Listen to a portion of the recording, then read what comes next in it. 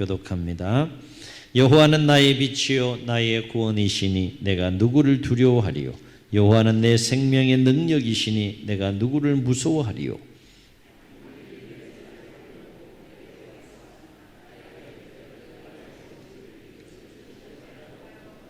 군대가 나를 대적하여 진칠지라도 내 마음이 두렵지 아니하며 전쟁이 일어나 나를 치려 할지라도 나는 여전히 태연하리로다.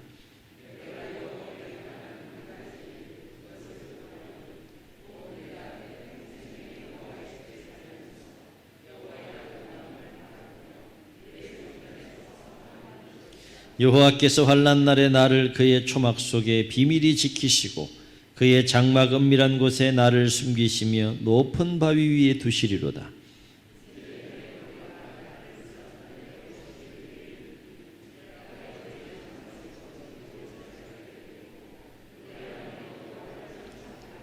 여호와여 내가 소리내어 부르짖을 때에 들으시고 또한 나를 긍휼히 여기사 응답하소서.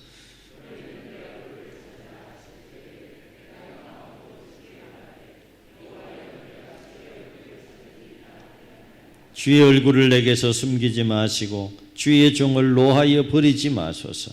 주는 나의 도움이 되셨나이다. 나의 구원의 하나님이시여 나를 버리지 마시고 떠나지 마소서. 여호와여 주의 도를 내게 가르치시고 내 원수를 생각하셔서 평탄한 길로 나를 인도하소서.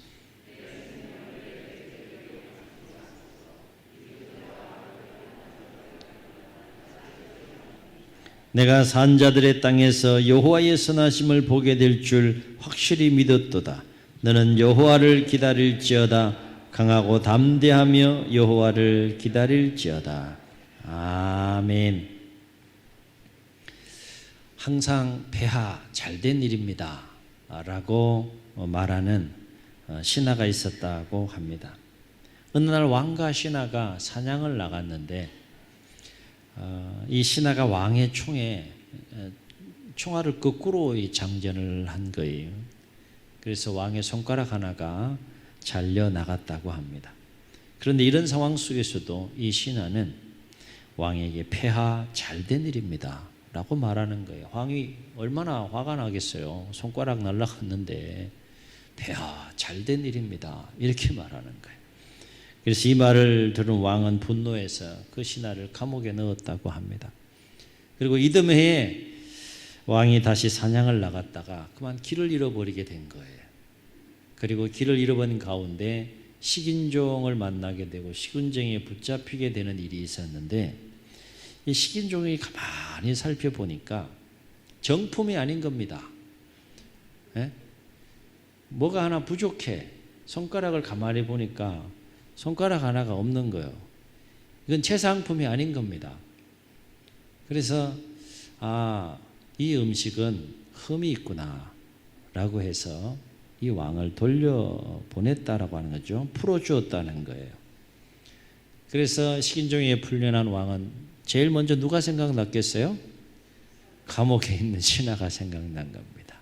신하에게 찾아가서 이렇게 말했다고 합니다. 자네 덕분에 살았어. 미안하네.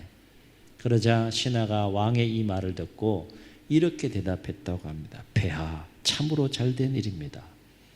제가 감옥에 있지 않았으면 폐와 같이 사냥을 나갔을 것이고 사냥을 나갔으면 폐하는 정품이 아니라 돌아왔지만 저는 정품이라 흠이 없는 음식이라 식인종의 밤이 되었을 겁니다. 이렇게 대답했다고 해요. 물론 이게 또 예화입니다. 예화와 같이 모든 상황, 모든 고난 속에는 어려움이 있죠. 고난 자체가 어려움이 없으면 고난이 아닌 것이죠. 어려움이 있는데 내가 겪어야 하는 고난이기 때문에 그 고난이 너무 크게 느껴질 때가 있어요. 그런데 그래서 이것을 발견하지 못할 때가 있는데 모든 고난 속에는 어려움도 있지만 그 어려움, 그 고난으로 말미암아 주는 유익, 고난의 유익이라는 것이 있다는 것이죠. 예화를 통해서도 우리가 고난의 유익을 지금 우리가 또 깨닫게 됩니다. 우리의 삶 속에서도 이런저런 많은 고난을 또 겪게 되는데 그 고난 속에는 어려움만 있는 것이 아니라 무엇이 있다는 거예요? 반드시 그게 크든 작든 고난의 유익이라는 것이 있다라고 하는 것입니다. 여러분은 삶을 살아가면서 고난을 겪을 때 어떤 마음을 갖게 되는지요? 하나님의 섭리를 성경을 통해서 이렇게 보면 우리가 하나님의 자녀로 살아가면서 고난을 만날 때 하나님의 섭리와 관련해서 우리가 그 고난을 만났을 때 어떤 마음을 가져야 할까라고 하는 거예요. 반드시 우리 두 가지 마음이 필요한데요. 하나는 살면서 고난을 만났을 때 이 두 가지 마음을 반드시 가져야 되는데, 하나는 하나님의 자녀라고 할지라도 하나님의 자녀에게도 반드시 뭐가 있다는 거예요? 고난이 있다는 거예요. 하나님의 은혜와 사랑 안에 거하는 자녀이기 때문에 고난이 없으면 좋겠다는 생각은 갖게 되지만, 또 예수님을 잘 믿고 신앙생활 잘하면 고난이 없을 것 같은 생각을 가지고 신앙생활을 우리가 하게 되지만, 사실은 살아보면서 느끼고 경험하게 되는 것은 뭔가 하면 하나님의 자녀이고 백성이기 때문에 또 그렇지 않은 사람들이 겪지 않아도 될 고난까지 포함해서 참 많은 고난을 겪게 된다는 거예요. 흔히 예수님을 믿고 하나님의 자녀가 되면 이전보다 평탄하고 이전보다 평안한 삶을 기대하지만 또 그런 삶이 없는 것은 아닙니다. 하나님께서 그렇게 우리의 삶을 주관해 가시고 인도해 가세요. 그러나 우리가 더불어 신앙생활하면서 반드시 기억하고 또 각오해야 할 것은 하나님의 자녀들에게도 뭐가 있다는 겁니까? 여러 가지 수많은 고난이 있다는 거예요. 그러면 왜 하나님의 자녀임에도 불구하고 그 삶 가운데 고난이 있느냐? 크게 두 가지 이유 때문이라는 것이죠. 하나는 사단의 역사 때문에 우리가 고난을 겪게 된다는 거예요. 성경을 통해서 가만히 보면 하나님도 역사하지만 누구도 역사하는 것을 성경은 우리에게 분명히 가르쳐 줍니까? 사단도 역사하는 것을 성경은 우리에게 선명하게 가르쳐 줘요. 뭐 여러 가지 또 사례들이 있지만 하나님 태초에 창조한 그 사람 아담과 하와가 왜 고난을 겪게 됩니까? 사단이 개입해요. 그래서 죄를 짓게 되고 하나님의 징계로 말미암아서 또 고난의 상황을 맞이하게 되는 아담과 하와의 모습을 보게 됩니다. 또 욥기서를 보게 되면 욥기 1장과 2장에 보게 되면 이 욥은 참으로 하나님 앞에 정직하고 의로운 삶을 살아가는 자였어요. 그런데 욥이 말할 수 없는 고난을 겪게 되는데 그 이유가 무엇인지를 성경은 영적인 세계에서 일어나는 그 일에 대해서 쭉 소개하고 있는 것을 보는데, 그때 누가 등장하는가 하면 사탄이 등장해요. 이 사탄이 하는 일이 뭔가 하면 하나님 앞에서 의로운 욥에 대해서 막 참소하는 거예요. 그래서 욥이 그 사단의 참소함으로 말미암아 뜻하지 않은 큰 어려움, 고난을 맞이하는 모습을 성경을 통해서 봅니다. 요즘 새벽에 스가랴서를 함께 묵상해 가고 있는데 이 스가랴 선지자가 8가지 환상을 보게 됩니다. 8가지 환상 가운데 4번째 환상에 무슨 환상이 나오는가 하면 1차 포로 귀환을 주도했던 스룹바벨 총독과 함께 그 포로 귀환자들을 이끌었던 대제사장 여호수아에 대한 환상에 관한 이야기가 4번째 환상에 관한 이야기입니다.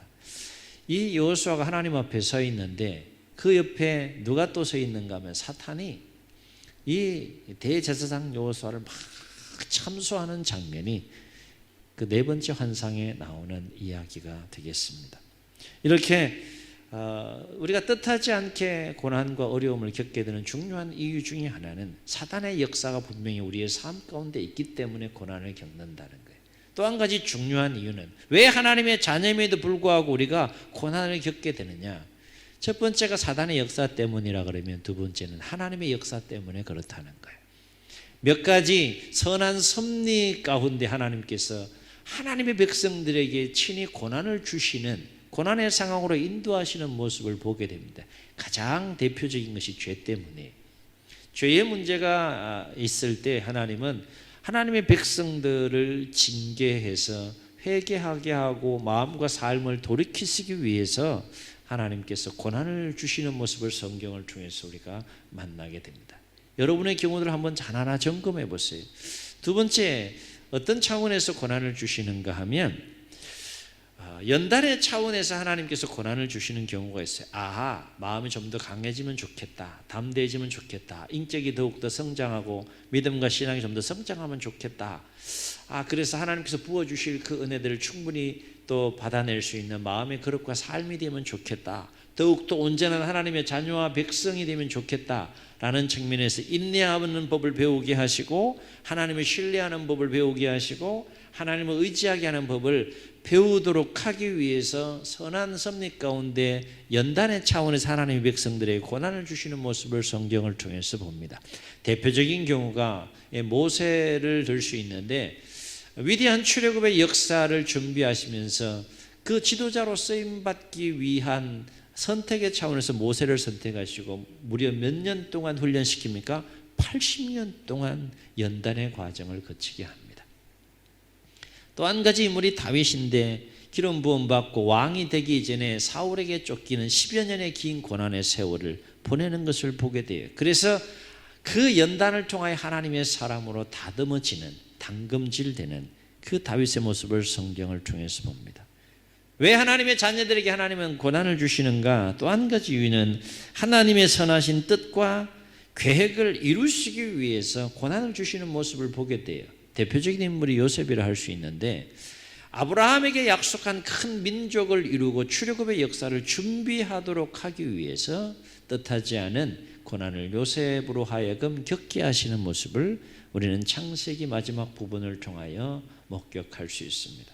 또 한 가지 어떤 측면에서 하나님께서 고난을 주시는가 하면, 나는 이런 하나님이야, 나는 어떤 하나님인지에 대해서 하나님의 백성들에게 가르쳐 주시고 계시하시고 또 깨닫도록 하기 위해서 고난의 상황으로 인도하시는 경우가 있는데, 대표적인 경우가 아브라함의 경우를 들 수 있어요. 75세에 부르시고 땅과 후손에 대한 약속을 주셨잖아요. 그 중에서 후손에 대한 약속을 주셨는데 75세에 불러서 25년이 지나도록 약속의 씨앗인 자녀를 주지 않으신 거예요. 그때 99세에 나타나서 나는 이런 하나님이야 라고 말씀하신 하나님이 어떤 하나님입니까? 나는 전능한 하나님이라, 엘샤다이 하나님이라, 하나님이 어떤 분인지 나타내세요. 출애굽 여정 가운데 마라의 썸물 사건 여러분 잘 아실 겁니다. 조금만 더 가면 물이 12샘이 있고 70주 종려나무가 있는 참 좋은 장막을 칠 곳이 있음에도 불구하고 하나님이 일부러 썸물이 있는, 물이 없는 마라로 인도하세요. 왜 그렇게 인도하신 겁니까? 하나님이 어떤 분인지를 나타내고 싶은 거예요. 마라의 썸물 사건을 통해서 하나님을 나타내시는 그 하나님은 나는 너희를 치료하는 여호와라, 이 하나님을 나타내시고 가르쳐 주시고 깨닫게 하시기 위한 섭리 가운데에서 고난의 상황으로 인도하시는 모습을 봅니다.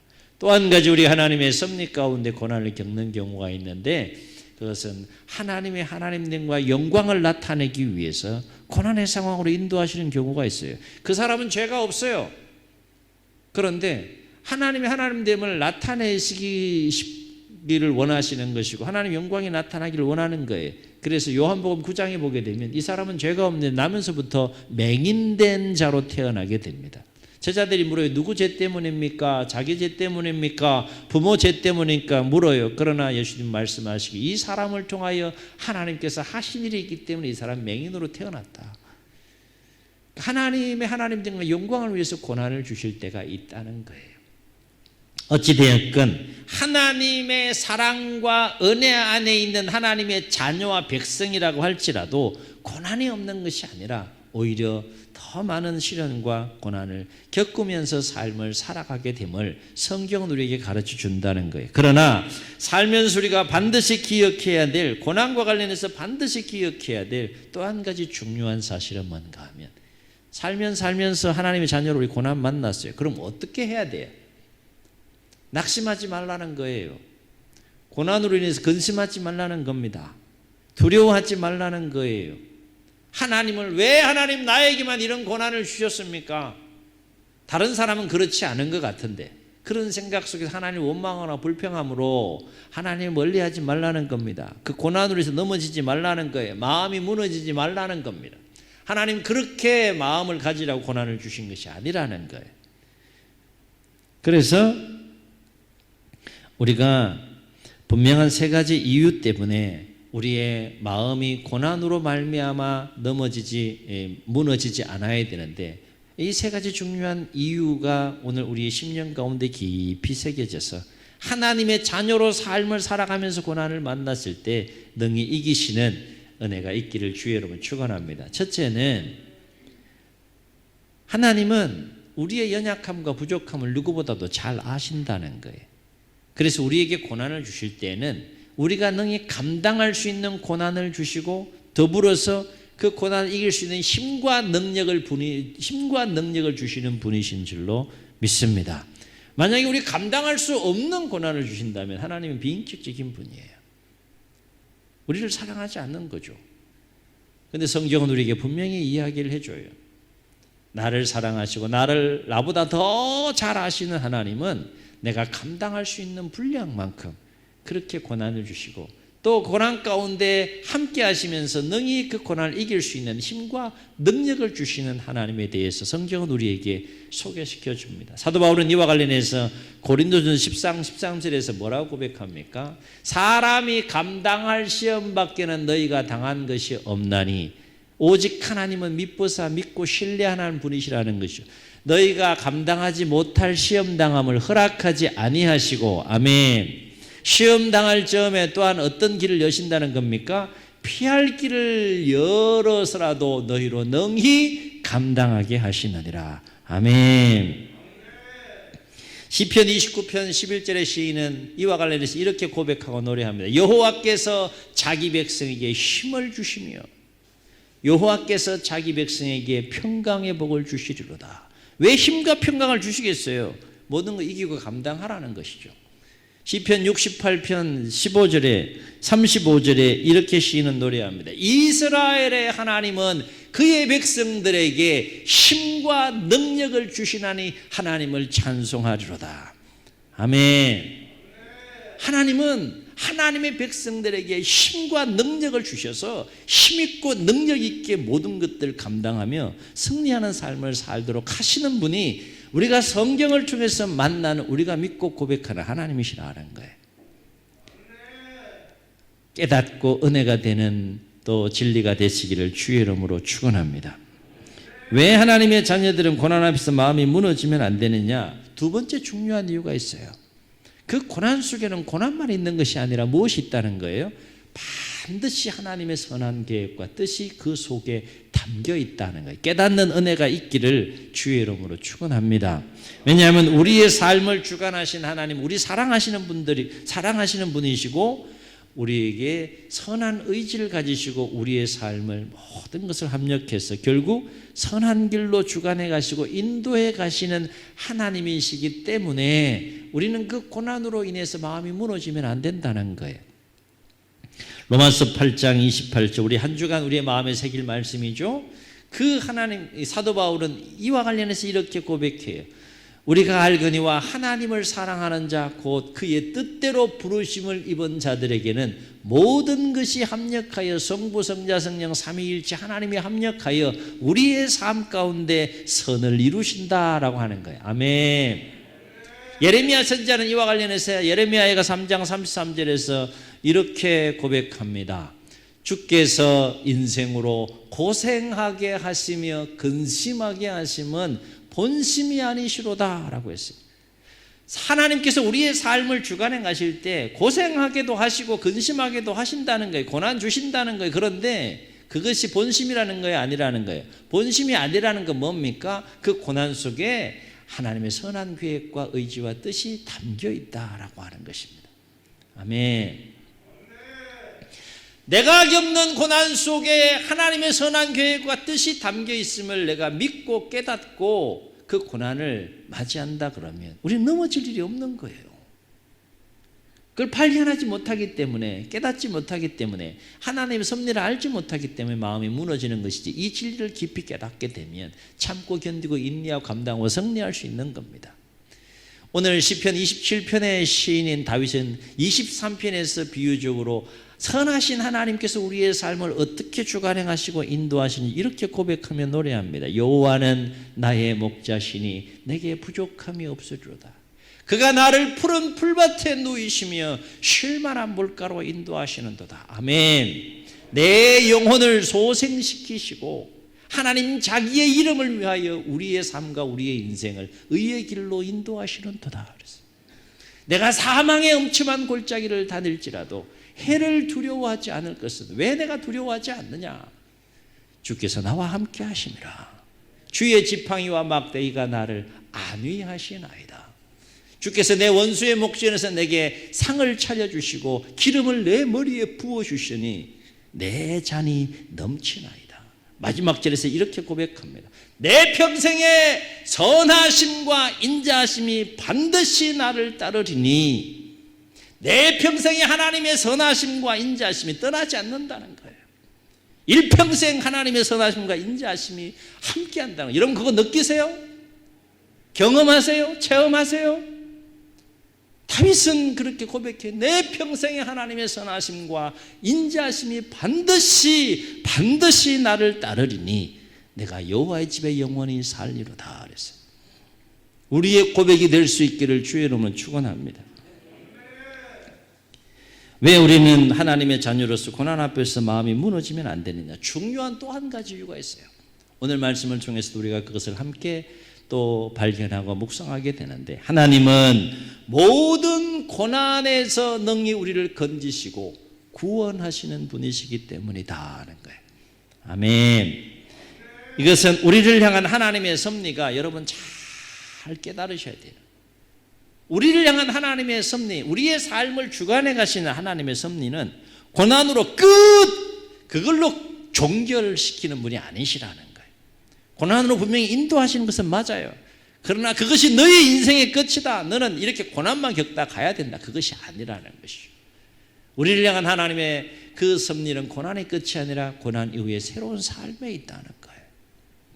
왜냐하면 하나님은 자녀들에게 고난도 주시지만 결국에는 여러분 창세기부터 계시록까지 하나님의 섭리를 쫙 보세요. 하나님의 백성들의 고난이 없는 것은 아니지만 결국에는 하나님의 때에 하나님의 방법으로 그 고난에서 건지시고 구원하시는 하나님의 손길과 섭리를 우리가 목격할 수 있다는 거예요. 성경에 나오는 모든 하나님의 역사는 나의 이야기와 되고 나의 삶이 되고 나의 고백이 될 줄로 믿습니다. 그렇게 역사하시는 하나님은 죽은 하나님이 아니라는 거예요. 오늘 내 삶 가운데도 여전히 살아계시고 역사하시는 하나님이시라는 거예요. 여러분 믿으십니까? 그래서 성경을 통해서 하나님 백성들을 향한 하나님의 섭리를 보게 되면 하나님 백성들의 여러 가지 고난도 주시지만 결국 그것에서 건지시고 구원하시는 놀라운 그 섭리를 보게 되는 대표적인 두 가지 사건, 하나는 출애굽 사건입니다. 430년 노예 생활하던 이스라엘 백성들 하나님께서 하나님의 섭리 가운데 하나님의 때가 쫙 충만하게 차니까 모세를 통하여 출애굽하여 구원시키십니다. 그래서 항상 하나님께서 하나님 백성들에게 나는 이런 하나님이야, 이런 하나님 너희들 절대 잊으면 안 돼라고 끊임없이 반복해서 기억하게 하시고 되새김질하게 하시는 그 하나님의 모습이 뭔가 하면 출애굽의 하나님이에요. 출애굽의 하나님은 어떤 하나님입니까? 구원의 하나님입니다. 그래서 3대 절기 중에 유월절, 무교절을 반드시 지키게 하시는 하나님의 모습을 여기서 보기 기억하라는 거예요. 나는 너희를 출애굽한 구원의 하나님이야, 기억해. 그 첫 번째 사건.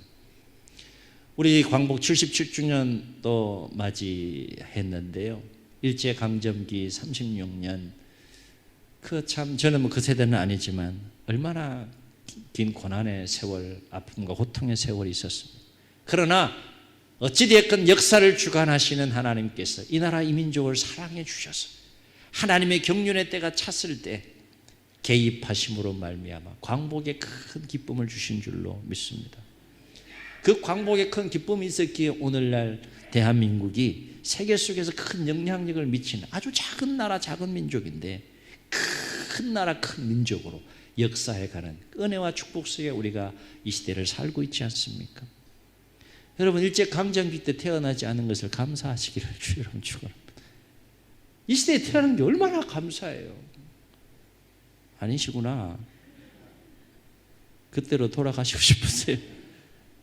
만세 부르고 싶으세요? 그분들은 그분들의 사명이 있는 거예요. 고통과 고난의 세월 속에 그분들의 사명입니다. 여러분 삶을 살면서 제가 가끔씩 언급하지만 하나님의 역사를 주관하시는 섭리 가운데 고난의 때, 고난의 시대를 살아가는 사람들이 있지만 고난 이후에 새롭게 열어가시는 은혜의 시대를, 축복의 시대를, 평강의 시대를 살아가는 세대가 있어요. 여러분 어느 세대예요? 알아서 판단하세요. 이게 얼마나 크고 놀라운 은혜이고 축복인지 몰라요. 오늘 우리가 평범하게 누리는 이 하루하루의 삶은 어제의 사람들이 그토록 살고 싶어 했던 내일이었다는 거예요. 내일. 그럼 그거 아세요? 그들의 소망이 우리는 현실이에요. 현실. 얼마나 감사한 겁니까? 또 한 가지 중요한 사건이 바벨론 포로에서 70년 하나님 섭리 가운데 포로 생활하다가 하나님 경륜은 내가 딱 차니까 하나님 개입하셔서 하나님 백성들의 구원을 베푸심으로 1차, 2차, 3차 포로 기간에서 새로운 회복의 역사를 시작해가는 이야기가 에스라, 느헤미야, 학개, 스가랴 선지자에 쫙 나오지 않습니까? 새벽에 우리 이어서 함께 그걸 묵상해 가고 있습니다. 그래서 시편의 시인은 이러한 하나님의 섭리와 관련해서 이렇게 고백하며 노래합니다. 시편 34편 19절 의인은 고난이 많으나 없다고 하지 않았어요. 적다고 하지 않았어요. 많다 그랬어요. 의인은 고난이 많으나 하나님의 자녀와 백성들에게는 이 세상의 삶을 살아가면서 고난이 참으로 많으나 그 다음이 중요한 거예요. 여호와께서 그의 모든 고난에서 건지시는 도다 그랬어요. 그게 우리 하나님이시라는 거예요. 그래서 오늘 시편 27편 우리 함께 읽었는데 시편의 시인 다윗은 그가 처한 구체적인 상황이 어떤 상황인지 모르지만 분명한 사실은 지금 생명의 위협을 막 느끼고 있는 절체절명의 위기와 고난의 상황 속에 놓여있는 다윗의 모습을 보게 됩니다. 그런데 놀라운 사실은 그럼 두려워해야 되는데 마음이 무너져야 되는데 절망하고 낙심해야 되는데 하나님 원망하고 불평해야 되는데 오히려 다윗은 강하고 담대함으로 하나님을 믿음으로 바라보고 의지하며 그 고난을 이겨나가는 모습을 시편 27편에서 우리가 만날 수 있다는 거예요. 그렇다면 왜 다윗은 생명의 위협을 느끼는 절체절명의 고난과 위기 상황 속에서도 마음이 무너지지 않고 강하고 담대하게 그 상황을 맞이하고 이겨나갈 수 있는 것일까? 그렇습니다. 다윗은 자신이 삶을 살아가면서 자신을 향한 하나님이 어떤 하나님이신지를 분명하게 알았고 그 하나님에 대한 분명한 믿음이 있었기 때문에 가능했다는 거예요. 그러면 다윗이 삶을 살면서 만나고 깨닫고 믿고 의지한 하나님은 어떤 하나님이냐? 오늘 27편 시편을 통해서도 다윗이 고백하고 있듯이 내 삶의 여정 가운데 어떤 환난과 고난이 있다 할지라도 능히 그것으로부터 나를 건지시는 구원의 하나님에 대한 분명한 믿음이 있었다는 거예요. 나의 하나님은 구원의 하나님이라는 거예요. 때로는 그 섭리 가운데 내가 고난의 상황에 던져지더라도 결국 나를 구원하신 하나님, 그것이 내가 믿고 의지하고 따르는 하나님이라는 거예요. 아멘. 다윗의 하나님은 구원의 하나님입니까? 오늘 이 예배에 참여한 오늘 이 시대 어려움 가운데 우리가 함께 살고 있는 저와 여러분의 하나님은 아니십니까?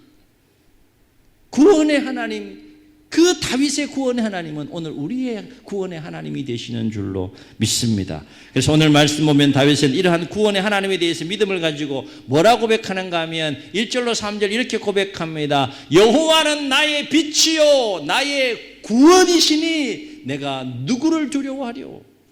여호와는 내 생명의 능력이시니 내가 누구를 무서워하리요. 3절 대적들이 나를 대적하여 진칠지라도 내 마음이 두렵지 아니하고 전쟁이 일어나 나를 치려 할지라도 나는 여전히 태연하리로다. 아멘. 구원의 하나님에 대한 믿음이 있는 거예요. 믿음이. 그러면서 다윗은 구원의 하나님에 대한 믿음을 가지고 현재 생명을 위협을 느끼는 그 고난의 상황 속에서 하나님의 도움을 구하면서 그 하나님께 소망을 두면서 간절히 9절 보면 이렇게 기도합니다. 주의 얼굴을 내게서 숨기지 마시고 주의 종을 노하여 버리지 마소서. 주는 나의 도움이 되셨나이다. 그 다음에 뭐라고 고백합니까? 잘 보세요. 나의 구원의 하나님이시여. 어떤 하나님이요? 나를 구원하시는 하나님이라는 거예요. 나의 구원의 하나님이시여 나를 버리지 마시고 떠나지 마소서. 그렇게 기도하는 다윗의 모습을 봐요. 이 얘기는 다윗의 마음속에 누구에 대한 믿음이 있는 거예요? 누구에 대한 소망이 있는 겁니까? 구원의 하나님에 대한 믿음과 소망이 있는 거예요. 그 믿음이 없는데 어떻게 이렇게 기도할 수 있겠어요? 그러면서 다윗은 이제 그동안 1인칭으로 자기가 만나고 체험한 하나님을 쭉 고백하며 노력하다가 14절에서는 인칭이 2인칭으로 바뀌어요. 2인칭으로 바꿔서 그 대상을 1차적으로는 자기 자신을 향하여, 그리고 더 나아가서는 하나님의 구원을 바라고 소망하는 모든 자녀와 백성들에게 이렇게 권면합니다. 너는 여호와를 기다릴지어다. 강하고 담대하며 여호와를 기다릴지어다. 여러분, 왜 하나님을 기다리라고 권면하고 있습니까? 하나님 왜 기다리라는 거예요? 강하고 담대함으로 하나님을 기다리라는 것은 그만큼 지금 마음이 무너질 수 있는 절박한 고난과 위기와 어려운 상황 속에 놓였기 때문에 너는 마음을 강하고 담대하게 하여 여호와를 기다려라. 왜 그렇게 여호와를 기다리라고 말씀하고 있는 거예요? 뭘 기다리는 겁니까? 능히 내가 처한 고난에서 건지시고 구원하시는 그 하나님의 때가 와서 하나님이 개입하시게 되면 나는 그 고난으로부터 자유할 수 있기 때문에 그 구원의 하나님에 대한 믿음과 소망을 가지고 강하고 담대한 마음으로 여호와를 기다리라. 그렇게 권면하고 있다는 거예요. 그렇습니다. 비록 우리가 하나님의 은혜와 사랑 안에 있는 하나님의 자녀라고 할지라도 때로는 삶의 여정 속에 여러 가지 다양한 고난을 만날 수 있습니다. 그러나 분명한 것은 그 고난으로 인하여서 우리의 마음이 어떠해야 된다는 겁니까? 무너지지 말아야 된다는 거예요. 그게 뭐 두려움이 됐든 낙심이 됐든 절망이 됐든 근심이 됐든 하나님을 향한 원망과 불평이 됐든 무너지지 말아야 된다는 거예요. 무너지라고 하나님께서 고난을 주시는 것이 아니라는 거예요. 이 코로나의 상황도 마찬가지입니다. 참 생각보다 길게 끈질기게 이 질병의 역사가 가고 있는데 무너지지 말라는 거예요. 왜냐하면 우리를 사랑하시는 구원의 하나님은 우리가 감당할 수 있는 고난을 주시고 또 힘과 능력을 주셔서 능히 감당케 하시는 하나님이시기 때문이고, 그 고난의 상황으로 인도하시는 하나님의 그 고난 속에는 선한 하나님의 섭리와 계획이 있기 때문이고, 마침내 결국에는 그 때와 섭리는 방법은 하나님의 주권 아래 가려져 있지만 반드시 하나님의 때가 차면, 구원의 때가 차면 그 고난에서 건지시고 구원하신 하나님의 역사가 있기 때문에 무너지지 말라는 거예요. 한번 따라해 보시겠습니다. 반드시 구원의 때가 있다. 아멘. 아멘. 이런 고백으로 끝나지 마시고 믿음을 가지고 삶을 사시라는 거예요. 하나님의 구원의 때라는 것이 있다는 거예요. 이건 구원의 하나님의 믿음이 없이는 고백할 수 없는 고백이고 삶이라는 것이죠. 바라옵기는 오늘 내가 처한 고난이 어떤 고난이 되었든지, 그리고 앞으로 우리가 어떤 고난을 삶 속에서 만난다 할지라도 오늘 다윗처럼 모든 고난에서 능히 건지시고 구원하시는 구원의 하나님을 믿음으로 바라보고 믿음으로 의지하며 간절히 기도함으로 모든 고난을 넉넉하게 이기고 승리하는 우리 모두가 되시기를 주의 이름으로 축원합니다. 축원합니다. 우리 말씀을 기억하시면서 찬양하시고 기도하시겠습니다. 고백하시면서 우리 찬양합시다.